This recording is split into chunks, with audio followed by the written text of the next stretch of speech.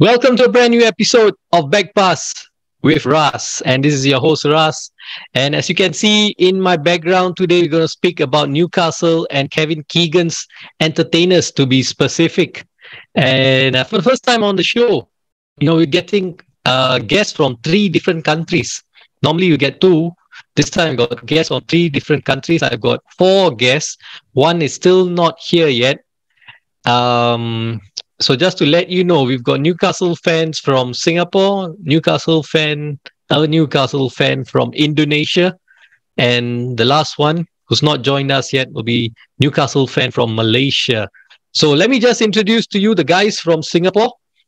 Ashwin, let me just bring them on and then I'll, give you a proper introduction. So here you go.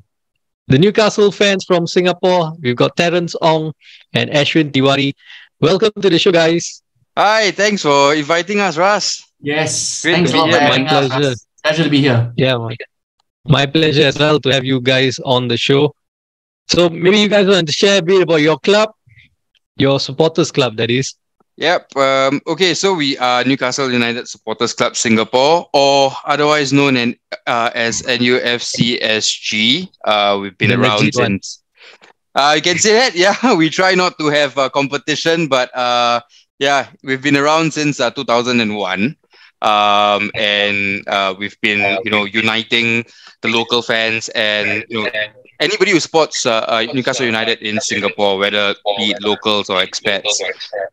We have matchday gatherings at right now at Partners in Crime, PIC down at River Valley Road. We participate in your futsal league as well. We've got a number of 11-a-side teams. We've got a social team. We've got a weekday league team, a main league team. We've also got a veterans team that comes and plays socially as and when, and they are we just try. Our main focal point is to unite Newcastle United fans in Singapore, give them a brilliant matchday experience when we screen the games, and play for the shirt, for the badge on our heart. You know what I mean? So the club that we all love and we've all followed since when we were young. So yeah, that's essentially who we are. Okay, Terence, how many Newcastle fans are there in Singapore? Because it's actually quite a sizable amount of fans supporting Newcastle. Terence, you're muted. You're muted, bro. Sorry about that. We'll take 2 for this one. No, I was just saying that it's funny you mentioned this, Ras, because even before we went on this, even before Newcastle went on this whirlwind of a season, right? And the takeover that came shortly before that, we've had a sizable group here in Singapore. I think the last count that we did was, and Ashwin, correct me if I'm wrong, maybe 1,800 thereabouts. Wow. 1,800 members. About 1,009 right now, lah. 1,009, yeah. So we've got about 1,900 members in our community right now. And it's really good, and it's heartening that all of us now are celebrating the good times that the team has brought us. So I'm looking forward to having more fans come forward and support Newcastle, and hopefully join up with NUFC.SG as well. Okay, all right, thanks. We'll speak more about the good times today later on in the show. But let me just bring on our first ever guest from Indonesia, I must say. Let him come on. It's by the way, Terence, thanks for honoring the show as well with the choice of kid. Love it. It's a back pass show, right? Definitely, we need. Yeah. You got to honor it, man. Yeah, we were actually debating. We were debating about this earlier. Who's going to wear the older jersey and who's going to wear the newer one? And I'm like, okay, Terence, you wear lah. It's okay lah, you wear lah. It's a bit tight lah. Right. It's a bit tight now, but okay lah, we'll make it work lah. Yeah, it's okay, man. All right, our first ever guest from Indonesia, Abram. How are you doing? Apa khabar? I'm really great. Terima kasih teman-teman semua. Thank you, my friends. I'm really great. Sama-sama. I'm really looking forward to meet you all.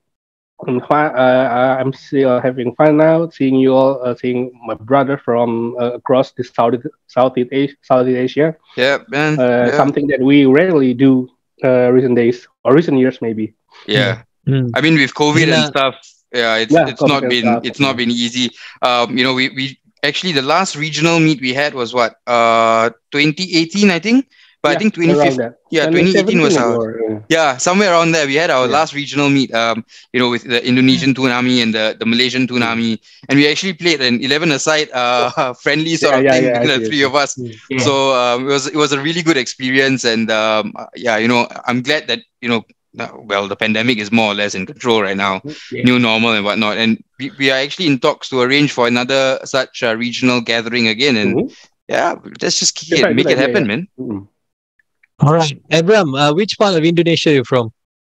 I'm from originally I'm from Medan, but now I live in Jakarta. Okay. So right now you're from Jakarta. So I believe because in Indonesia you probably have fans in every state. It's such a big country, right? So you're probably in the Jakarta branch of Newcastle fans. Is that right? That's right. Indonesian Toon Army has so many branches and fans from so many cities. Like in my city, in Medan, we have about not so many people, maybe about 15 to 20 people, but not so active, not like Jogja or Jakarta. But if you know Papua, the very east island in Indonesia, we have Newcastle fans there too. Okay. All right, cool. And just roughly, how many fans are there in Jakarta supporting Newcastle? In Jakarta, how many? If you if you're asking how many fans who I know, I believe in Facebook too, is about maybe around 100, but not 100 active people. Maybe active people around 50. Okay. All right. So, gentlemen, let's get the show on the road, and as usual, we'll start with the old school football, going back to the 90s. So, Newcastle United in the 90s. Well, my memories, first of all, will be of this team. Never heard of them. Suddenly, I see them, and they're scoring lots of goals. Andy Cole and Peter Beardsley up front. Whoa. And I checked the records as well. That first season in the Premier League, 93-94. They finished third, which is commendable. They qualified for the UEFA Cup as well. Abram, the question to you is, we are speaking about Kevin Keegan and his era at Newcastle United. His first era, because I believe he had a second spell at the club. Is that right? That's right. Yeah, so his first spell at the club. So the rise for Newcastle to the Premier League. Can you just share a bit of the rise and the early years of Newcastle in the Premier League? So before he first took charge of Newcastle, he was a player of Newcastle. They called him Messiah. Then when in years later, when Newcastle in the urge of getting relegated to the third division at that time, Keegan came and saved Newcastle, and not took a long time, he took Newcastle to the Premier League. After the first division, then the Premier League, right? So when he took Newcastle to Premier League, as you said, Newcastle could be brought into the top three, became a very strong team with many local players like Lee Clark, like Steve Watson, like Paul Kitson, maybe he's local. I think he's local, and Peter Beardsley. And he brought Robert Lee. He had Andy Cole at that time. He had so many players that really entertaining. He had so many players who were really entertaining. And then after that, maybe the very first entertainer season was 95-96 when he brought Les Ferdinand, David Ginola, Faustino Espria, and so many players. Maybe they were fringe players at that time, but when he brought to Newcastle, they were like Eddie Howe now. Eddie Howe brings many like mid player, but he made them into stars, just like Kevin Keegan did in around 93 to 97, right? Yeah. Okay. And any memories you have of that early years, let's say from 93 The first two seasons in the Premier League, 93, 94 and 94, 95. Any memories you have of Newcastle in those years? Actually, I started supporting Newcastle in 1996 when Alan Shearer came from Blackburn Rovers after the Euros. Okay. But years later, in 2010s and above, then I watched Newcastle games in 92. Oh, it was very like open play. They didn't look like a team who just being brought up to the Premier League. They looked like a very ready team for the Premier League with young players, with not so many superstars. Maybe only Peter Beardsley, the superstar back in 93, because he's right? already experienced player at that time. He's experienced player. He was champions. I think he was the champion for Liverpool. Maybe I didn't remember. In the 80s, yeah. Yeah, and they had Andy Cole as well. Yeah. So Andy Cole and Peter Beardsley and Rob Lee also, and so many players in the midfield and the defender. So that was the first. That was the thing that I could remember. But when I watched the videos, not about in 93, 92, 95, I didn't watch Newcastle. To be honest, I started watching Newcastle in 96. Were you supporting any team before Newcastle? No team. No. Yeah, because there's my junior high school year, so I didn't have any team to support. I just love to watch football, local football and international football. I didn't support any team, but I follow Blackburn Rovers because my father, my parent gave me Blackburn shirt when Blackburn was crowned champions. I follow Blackburn, then I follow Shearer, then. That's the first of the story I supported Newcastle. Okay. In junior high school, how old were you? How old was that? How old were you in the junior high school? What's that standard like? I mean, what the age? What's the age like at that? 95, which means I was 10 to 11. Okay. Football was not like today. Kids, 7-year-old kid now has teams to support. They know what is PSG, they know what is AC Milan. Not like us, us in 90s. We didn't know what team because there's no social media. Things are very different back then. Different. Yeah, true. All right, Terence and Ashwin, the title challenge of 95-96. Talk to me about it, man. Where? I got the stats for you. You were leading from August till mid-March. At one point, 12 points ahead of Manchester United. Terence, I'm going to let you take this one. This is one of the biggest heartbreaks. I was gonna say, it's you know what, I think it says a lot that the 12-point lead that we blew is still the record.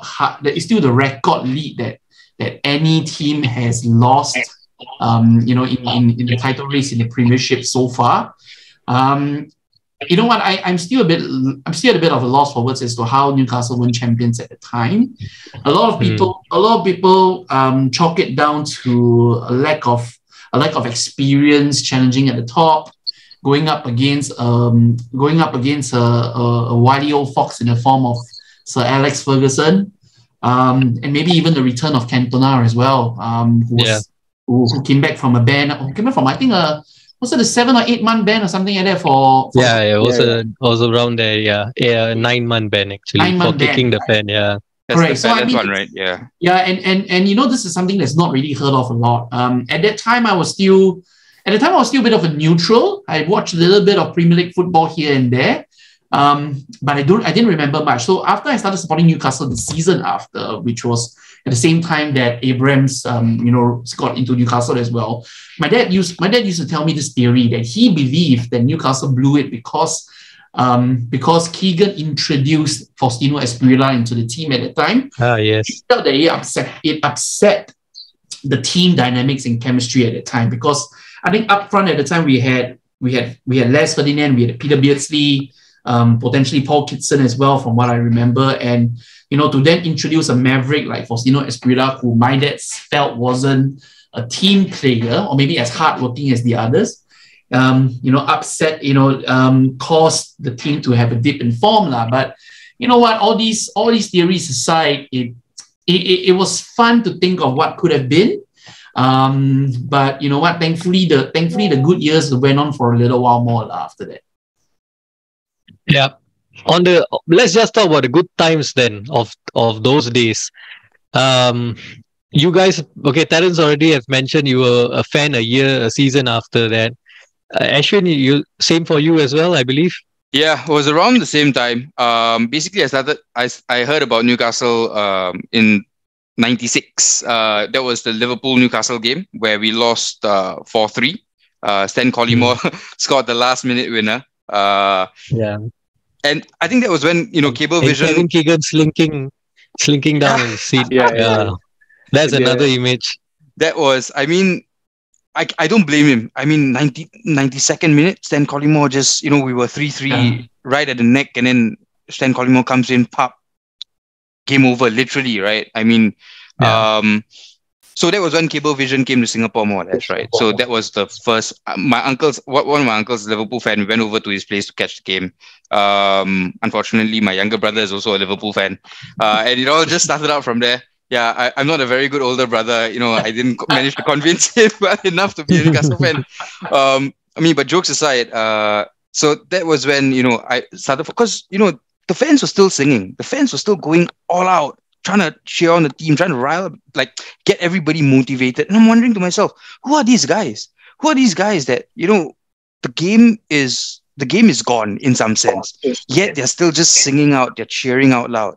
And I think, essentially that was when I just started supporting Newcastle. I just started following and I just fell in love with Newcastle from then on.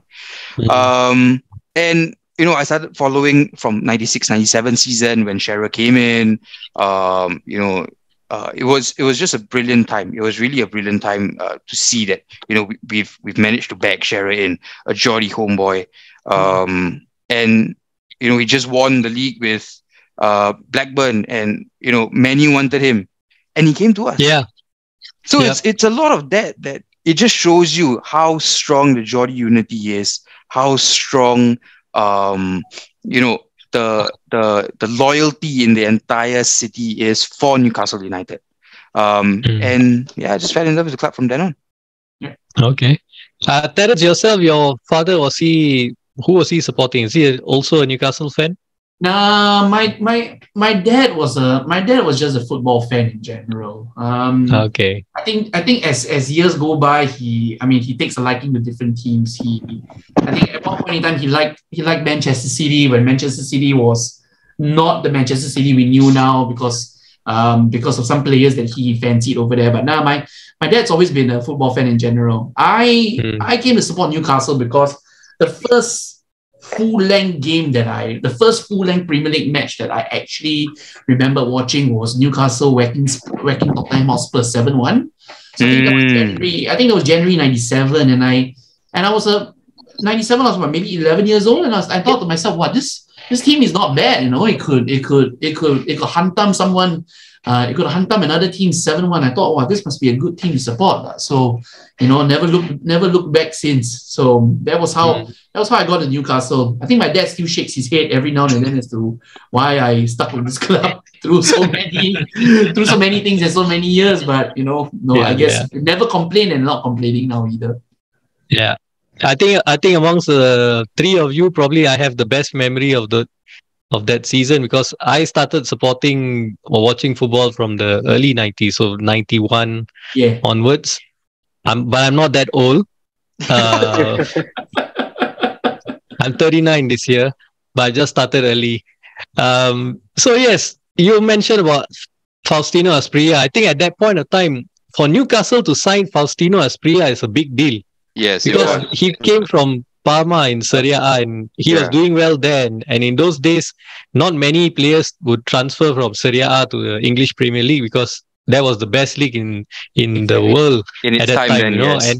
And normally you get the players that are at the tail end of the career, then they would come to the Premier League. But he was still in his prime. And you're right, because a lot of people did attribute Newcastle's slip up to the decision to sign Asprilla and upsetting the the balance of the team, or the balance of the team, and it became a bit too top heavy. Yeah, I would say that, it became too top heavy because that's the way also Kevin Keegan likes to play his football, and that resulted in their fall. But I mean, you mentioned that's still the biggest lead a team has dropped to lose the Premier League till today. But at least you've not been top for the longest before losing the Premier League, right? That honor goes to some other club recently. So some consolation there in recent times for Newcastle fans. I mean, as a Newcastle fan, we've had a lot of ups and downs over the years. That much is for certain. And I think, it shows that, for example, this 12-point lead that we, I won't say we threw out the window. It was just things happen. We just lost the lead, right?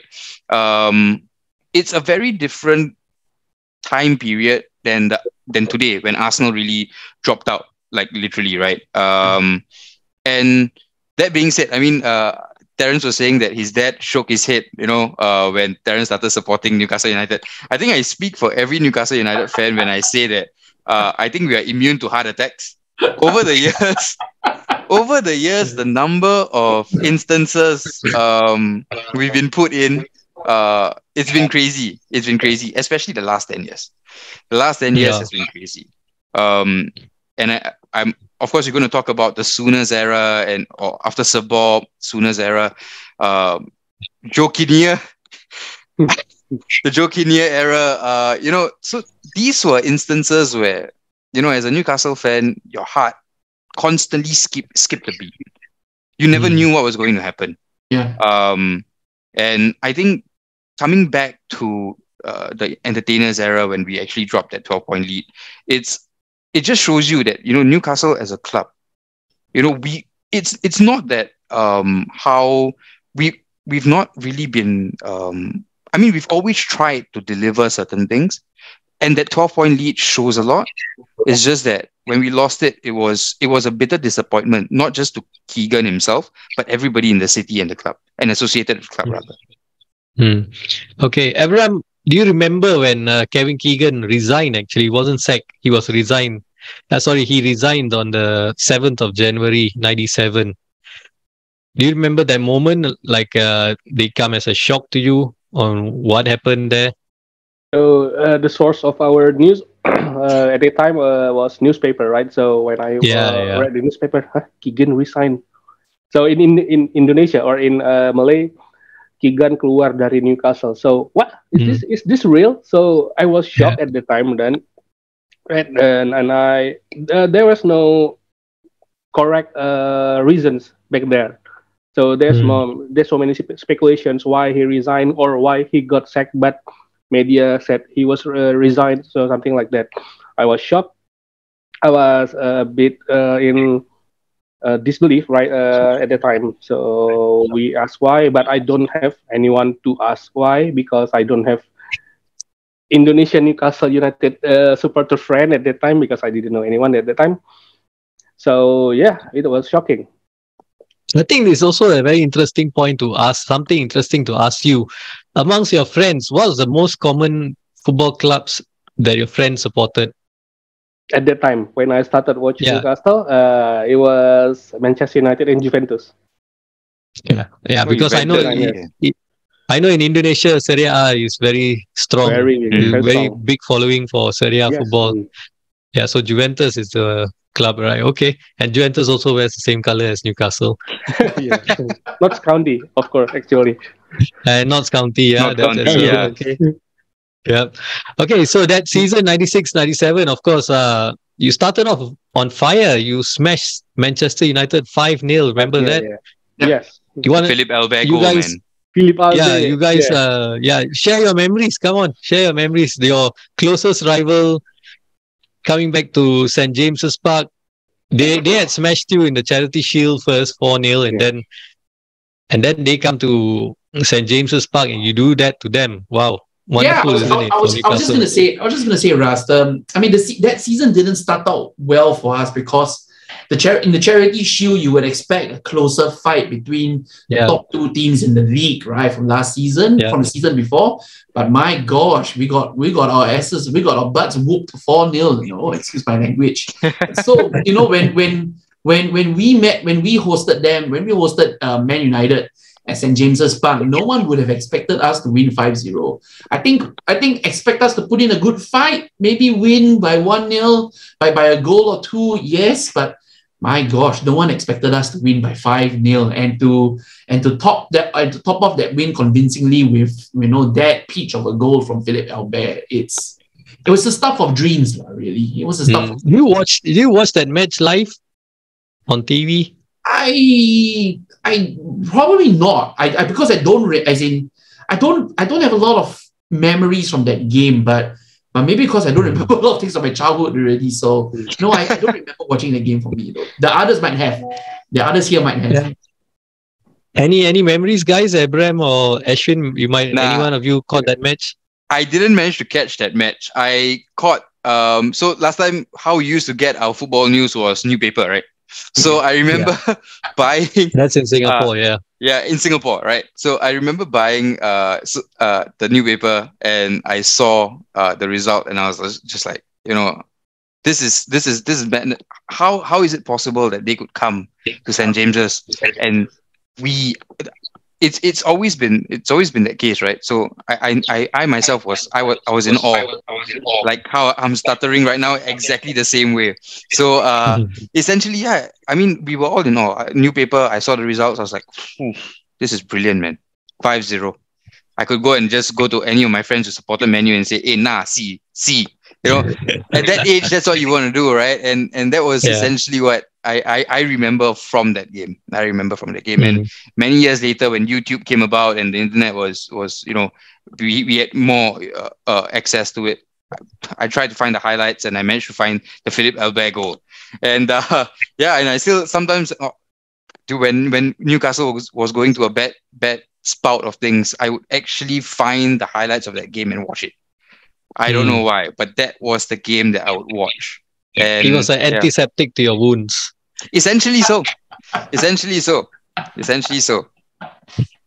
And when you guys, Terence and Ashwin, when you got news that Kevin Keegan had resigned, they came as a shock or a surprise to you guys. Okay, I think for me it was like I was like, okay, what's going to happen now?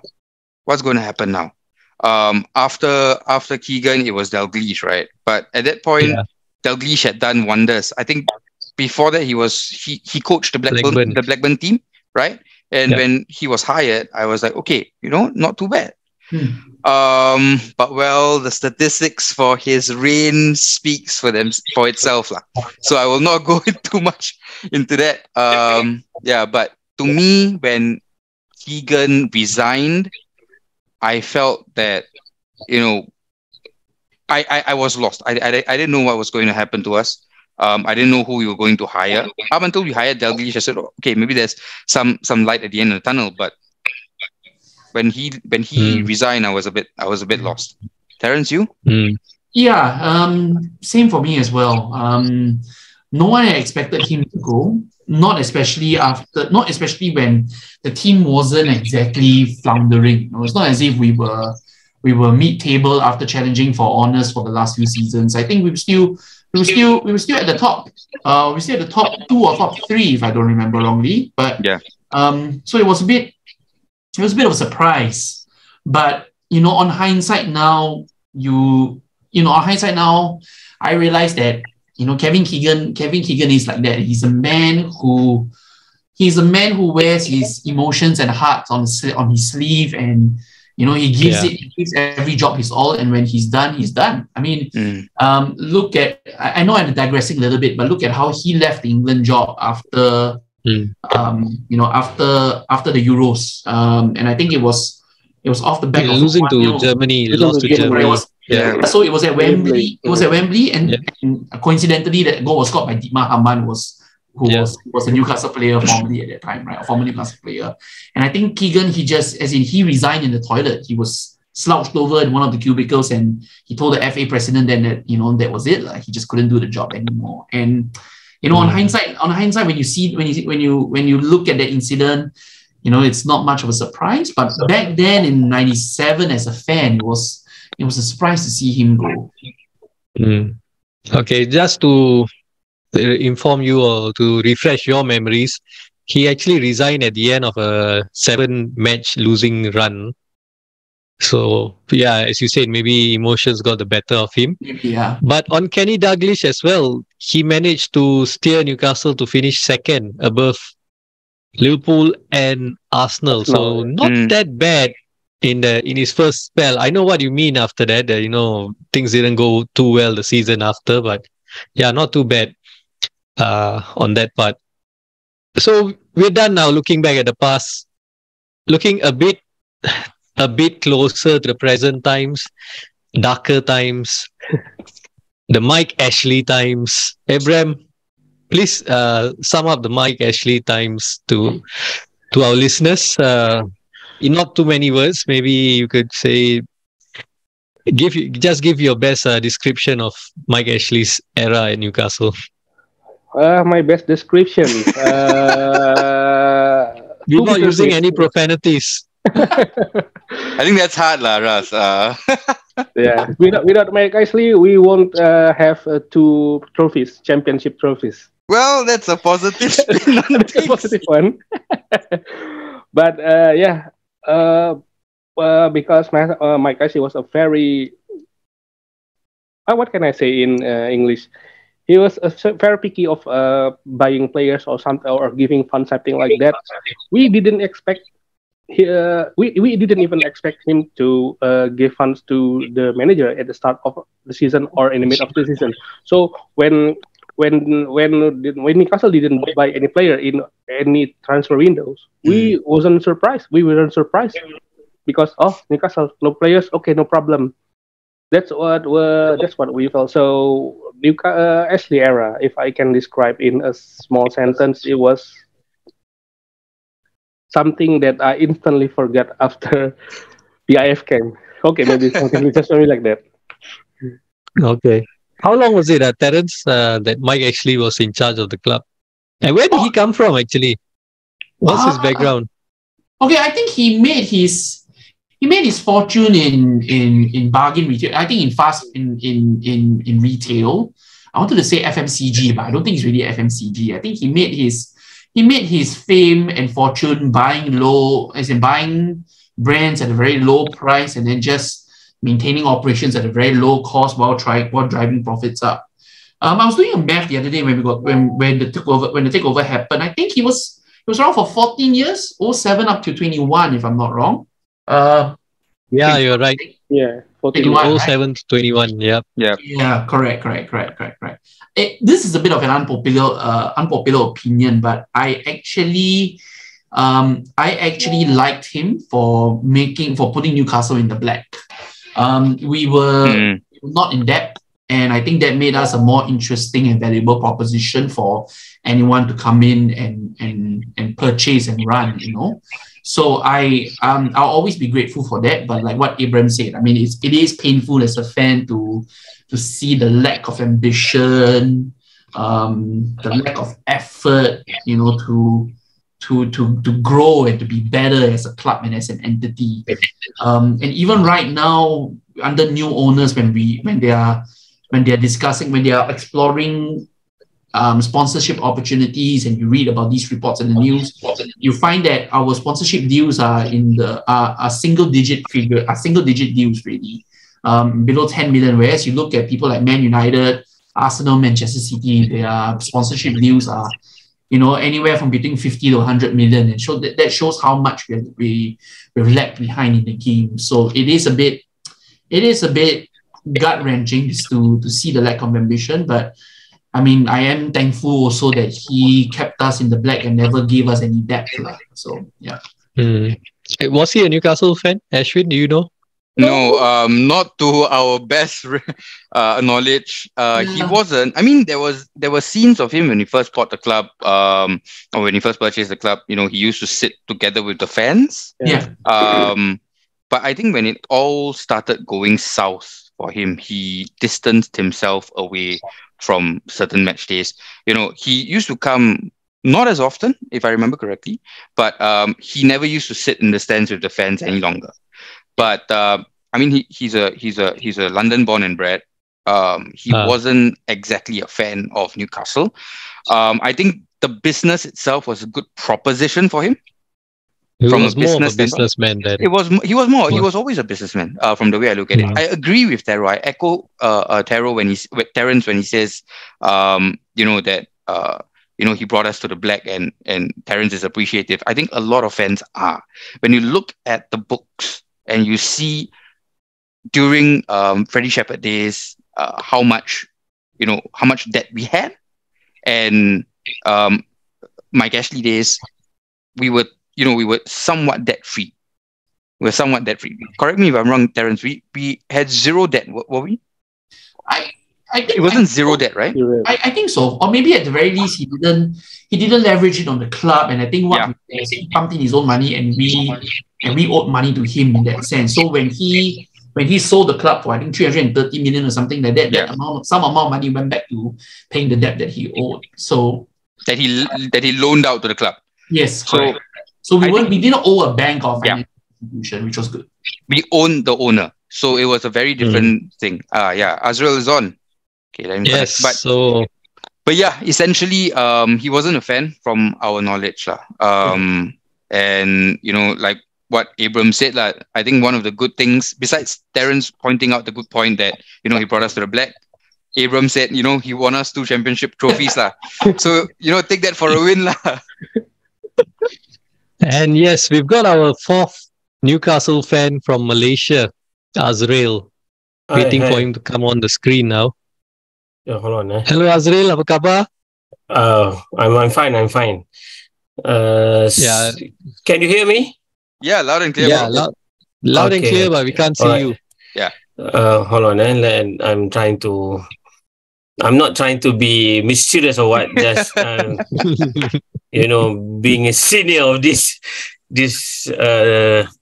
podcast, I think I need to find where on the blue eye should I switch on my video, but let me check first. Okay. Yes. Why? Because there you go. There you go, Azrail. How are you? I'm fine. I forgot to on my video camera. Okay, I'm fine. Which part of Malaysia are you in?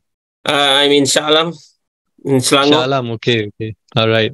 And in Malaysia as well, I believe there will be Newcastle fans in every state.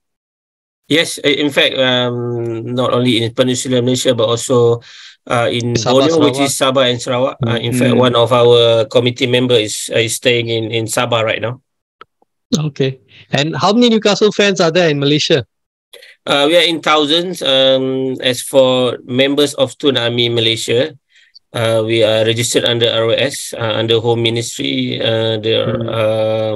We limited to 100 plus only.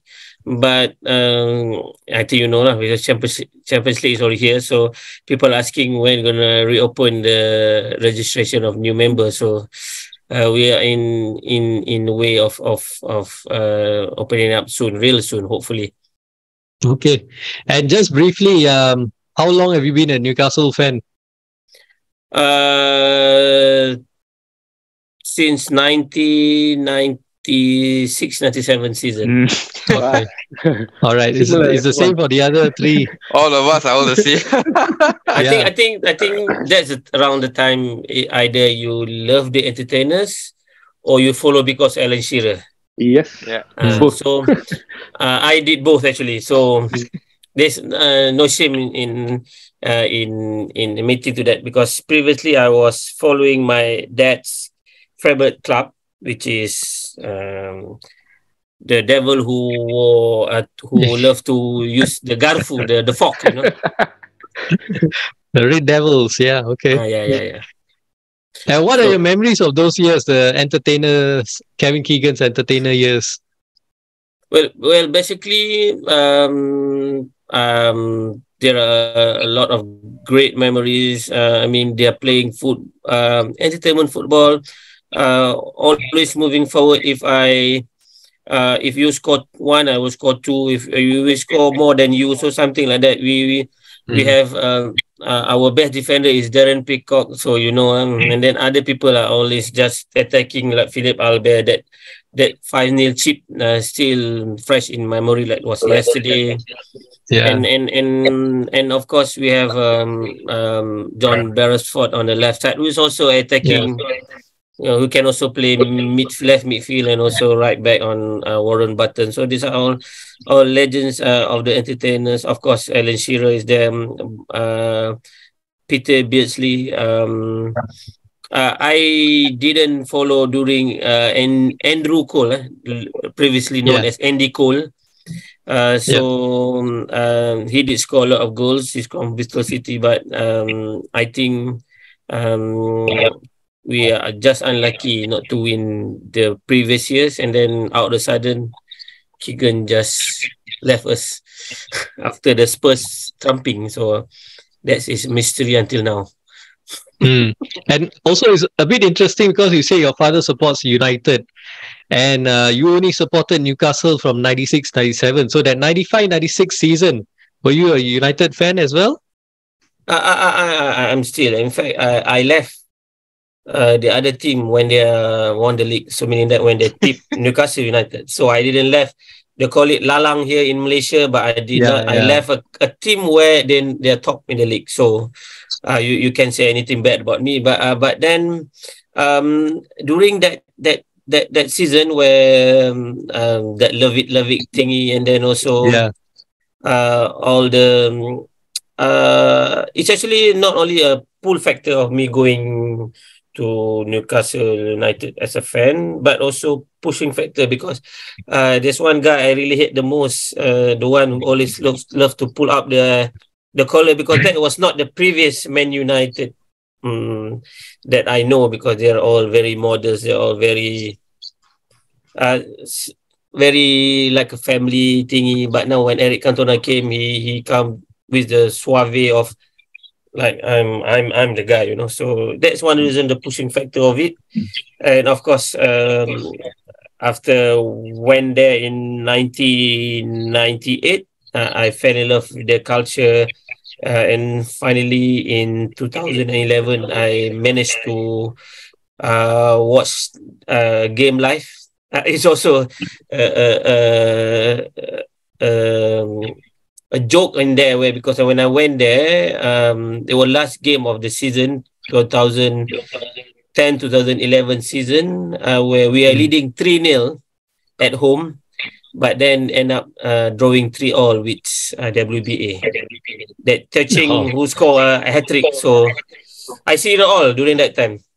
My there's one, a grandmother, they sit beside me, was so lovely when we won up 3-0 up, and then become a beast or monster when we drew 3-3. So that's how passionate they are, really. So basically, they make me fall in love even further. So okay. And very briefly on the Mike Ashley era, what are your memories? Wow, a lot of bad memories actually. Okay,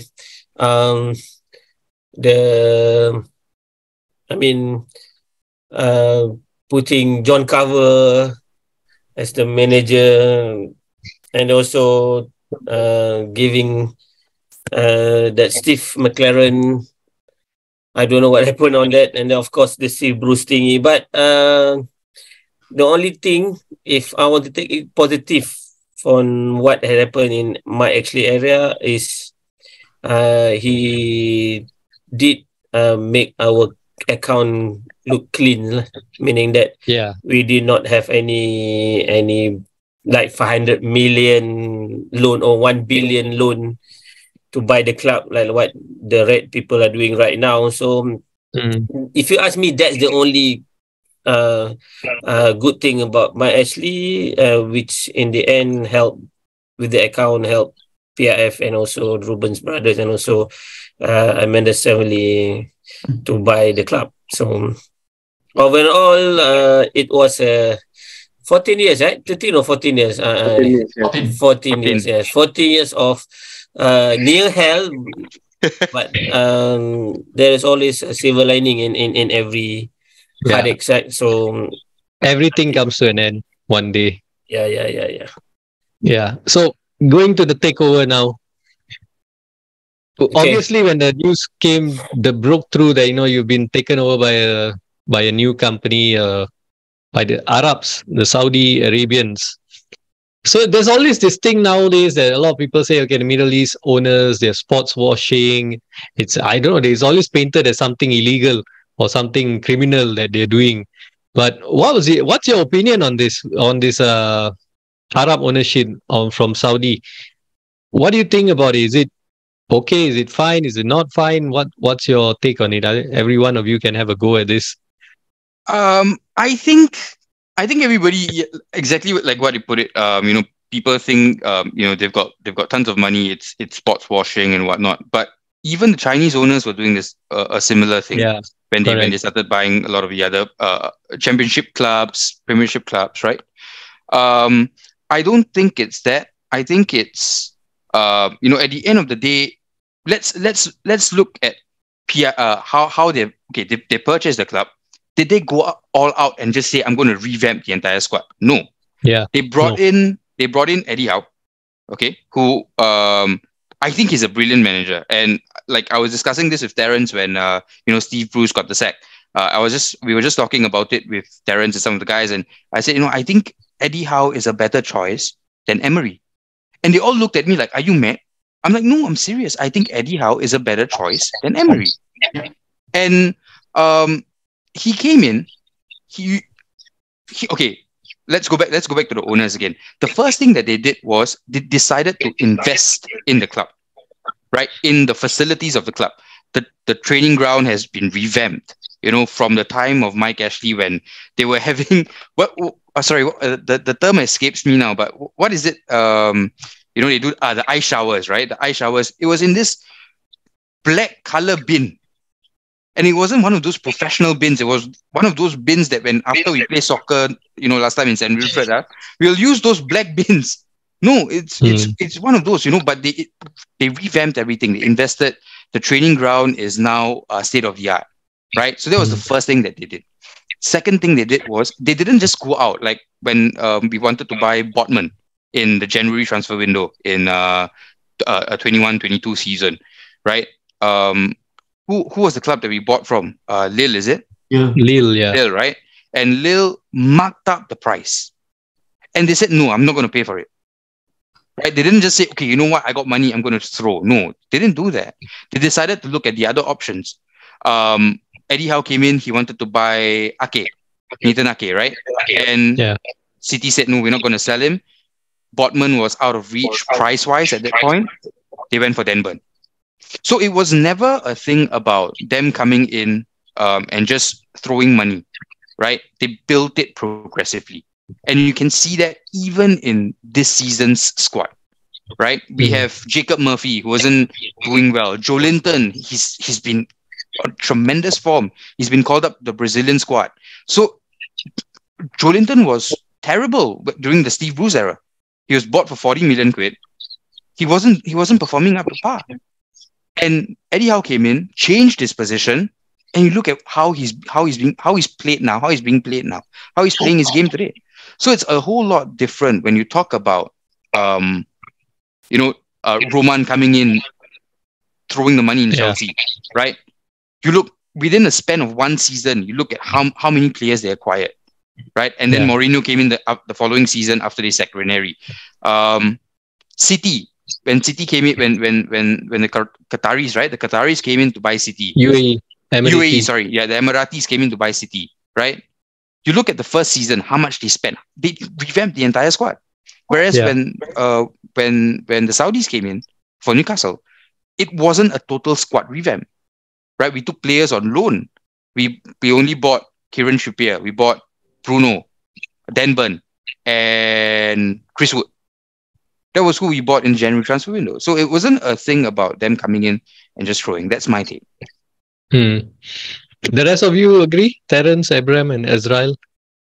I totally agree. Totally agree. Terence, Azrail?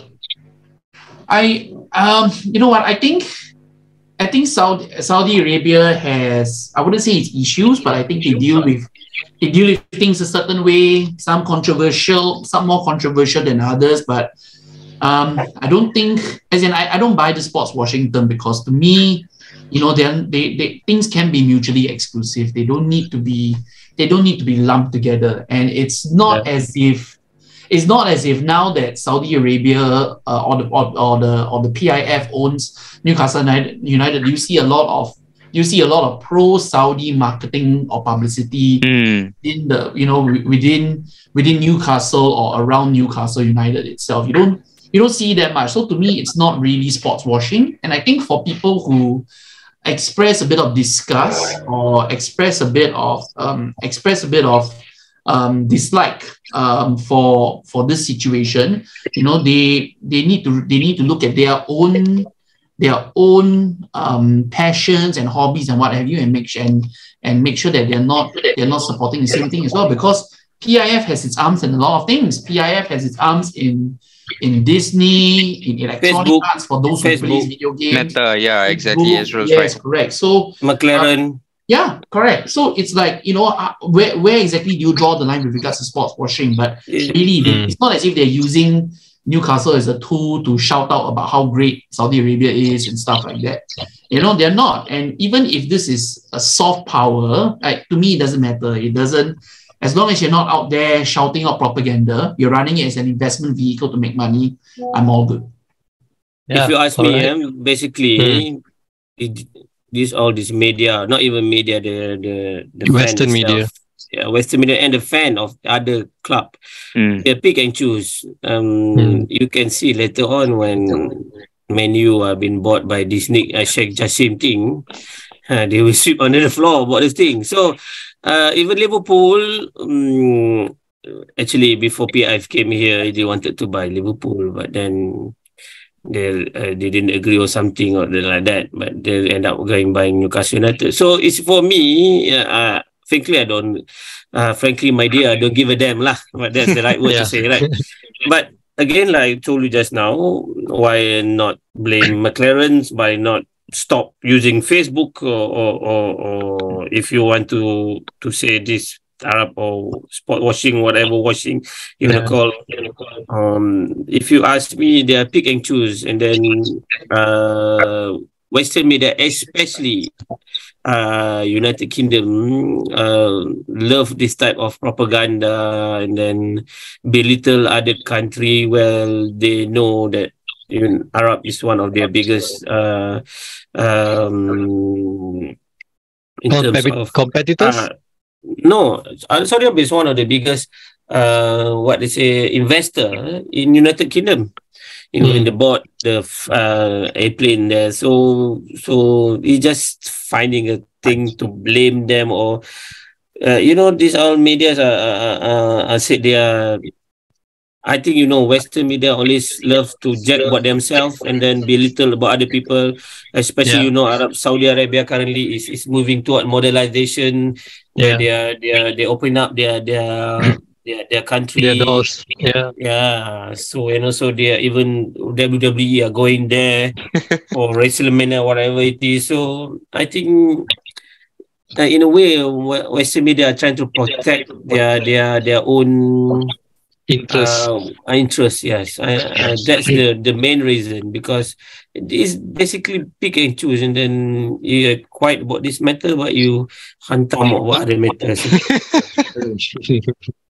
So I don't care, because now we are the richest club in the world. Eat that, my friend. Eat that. Azrail just putting it bluntly lah. He's just putting it very bluntly. Hantam lah, babe. Hantam. I love it. Because if PI bought the club, they'll be very happy also. Yeah, correct.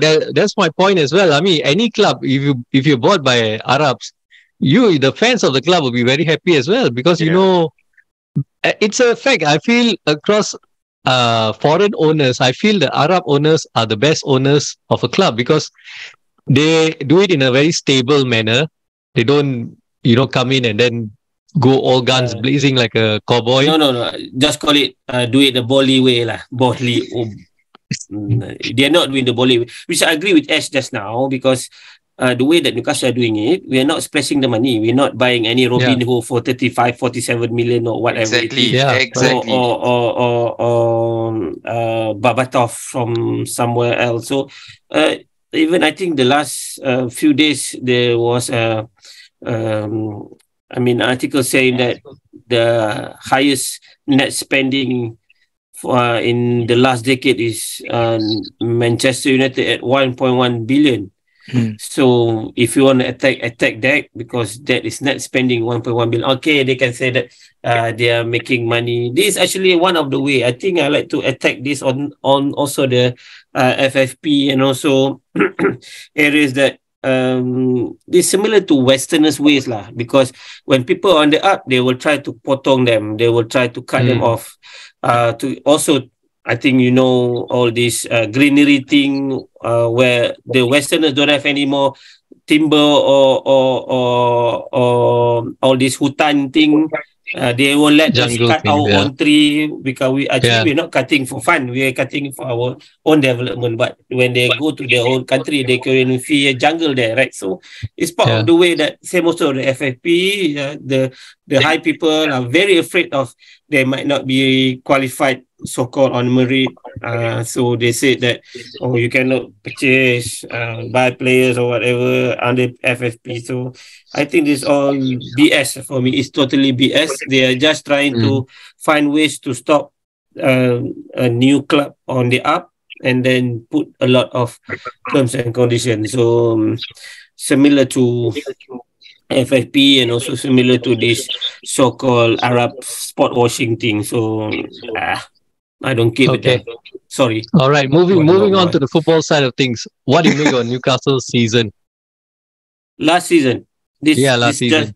The one that just passed. To tell you the truth, if in the early season, last August, they said we're going to be in the final of Carabao Cup and top 4, I'll be cutting the head off when people saying that, because you're joking, right? We only got 11 last season, and then we don't splash in. We're not buying Mbappe, or we're not buying all these star players, so-called, which basically grant us to dream that big. Because to tell you the truth, my target was to be in the top 8. Top 8 was my challenge one, because I always try to be in top 10. Try to improve on what you did last season. We did 11, so I think 10 is also good, but then we hope to do 8 and then just sneak through into 7 or something like that. That was my biggest hope and dream, to get to the final of Carabao Cup and then to see that old man crying when he was interviewed.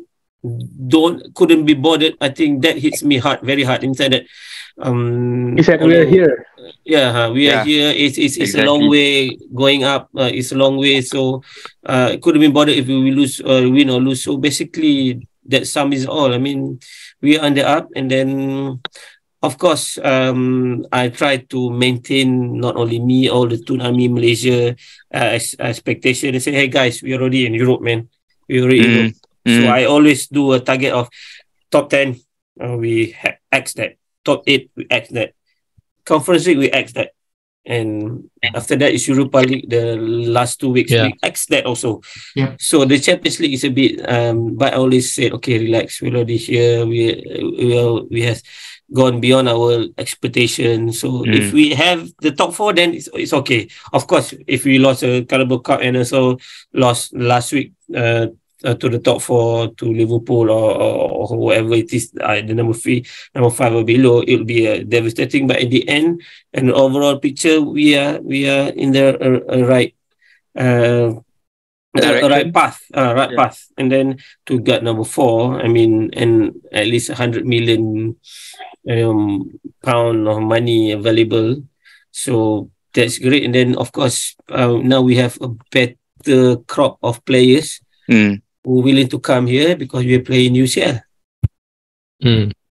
That's my take. All right. And I believe the rest of you would agree with that. Yeah, 101%. I think I absolutely echo Azrail when he says, that we surpassed our own expectation this season.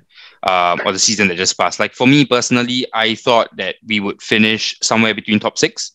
And of course, just before the World Cup started, the entire how we were just going all out, getting 5-1 wins, right? Even before this, before the Spurs thrashing, I think that was a fluke on its own, the 6-1. But before the World Cup, how we were playing, and I think by then we had already we were at second at one point, weren't we?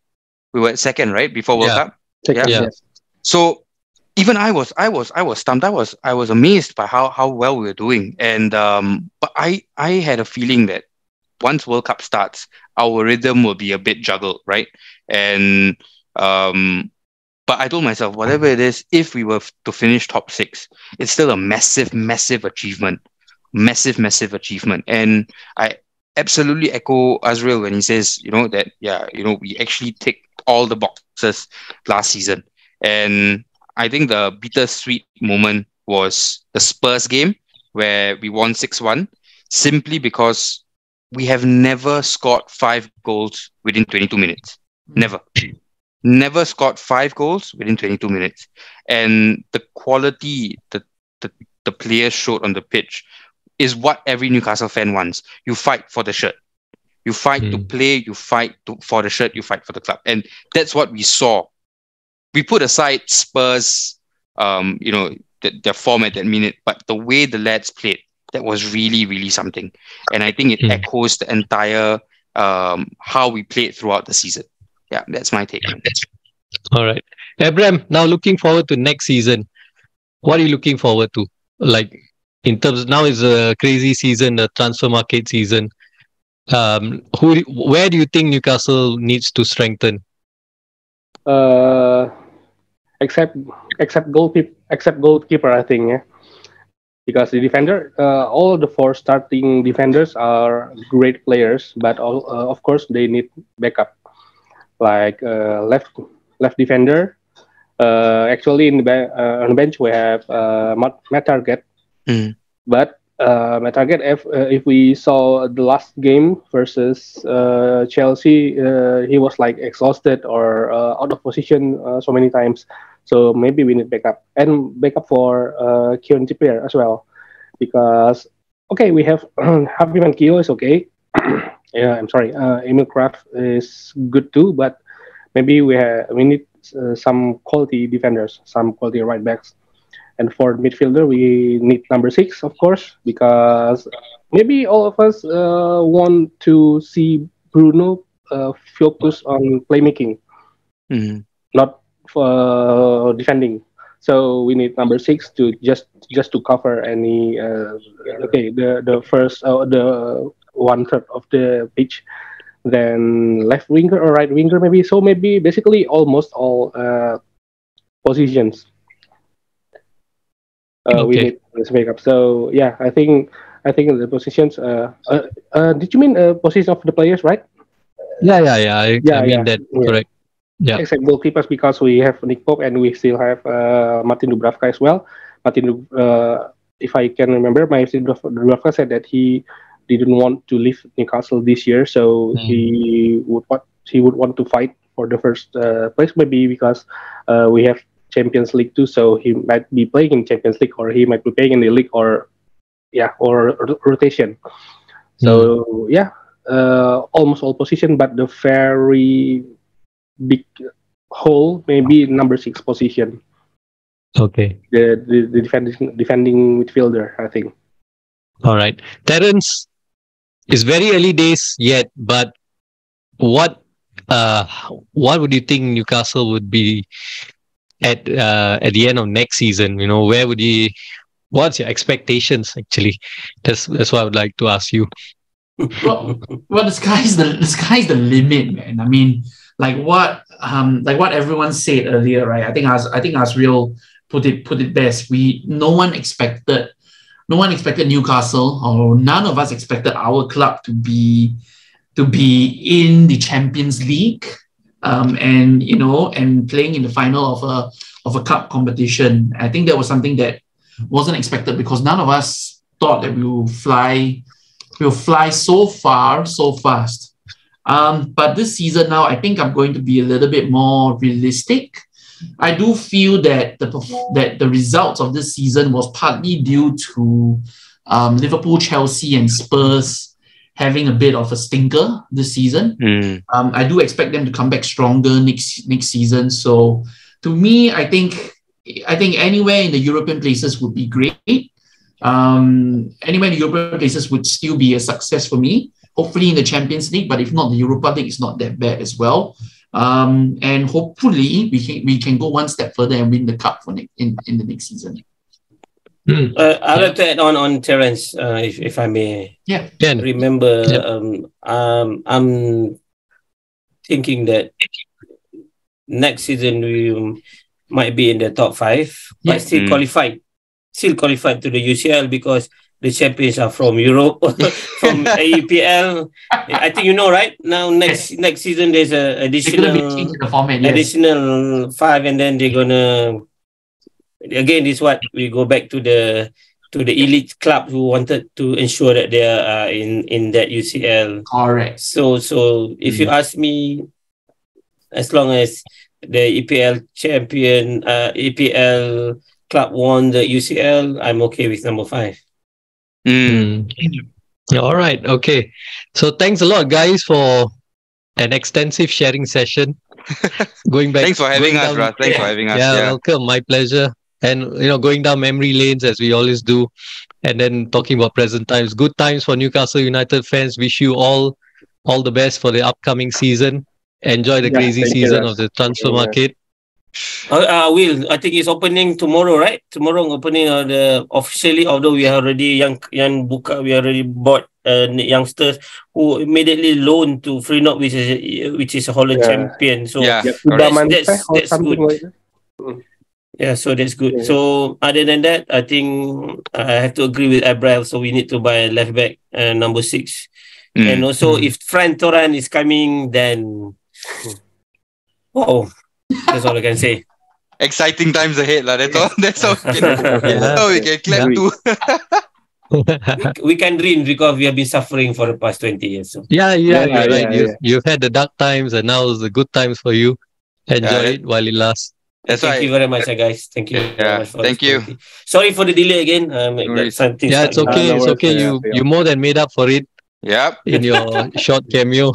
That's why Azrail, I was telling the guys just now that as Newcastle fans, we have one commonality amongst us. All of us are immune to heart attacks. So don't worry, bro. Okay, the entire how it has been over the years for us, we are all immune to heart attacks. Yeah. Agree 110%, especially the last 10 minutes. And you know what? I don't know why, but sorry, I have to add this on. Eddie Howe is a brilliant manager. He wants to show that how wrong we are by putting Matt Target. Just put Dan Burn at the stand for the last game, and see that you see how Matt Target is doing. That's the reason why I put Dan Burn there. So basically, just showing to other people that you don't know, I know best. So that's why I always put there hashtag in how I trust. So basically, don't care about other people. Of course, there's sorry to say, although Eddie Howe is currently the manager, if all of a sudden something happened, the only person I wanted to replace him is the Sir Bobby Robson, prodigal son. That's all. Other than that, I don't care. Mr. Jose. Yes. That's the only one. That's the only one. That's interesting. Other than that, I don't care. But now I'm happy. I hope this one, Eddie Howe will become our manager legend and won us at least a cup, if not more, and then keep us in the UCL for the next 5 to 10 years. And he end up become our director of football for the years to come. He's already charted his plan for him. Yeah, he's charted his career path. Because when Emery came, and then he don't want to come, and then people are a bit Eddie Howe, including me. But then the thing that I always do is that I always support whoever the owners decide to hire.